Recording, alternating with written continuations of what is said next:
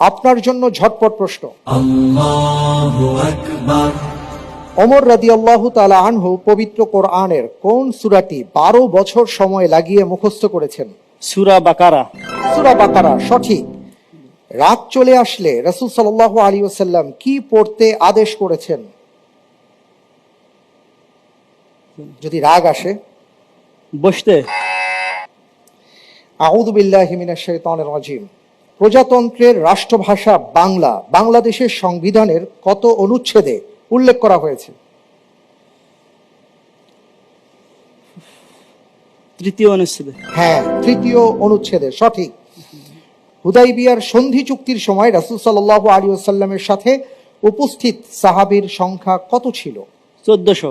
1400 সঠিক। নাইজেরিয়ার রাজধানীর নাম কি? আবুজা। আবুজা সঠিক। কোন খলিফা তালহা রাদিয়াল্লাহু তাআলা আনহুর শ্বশুর ছিলেন? আবু বকর রাদিয়াল্লাহু তাআলা আনহু।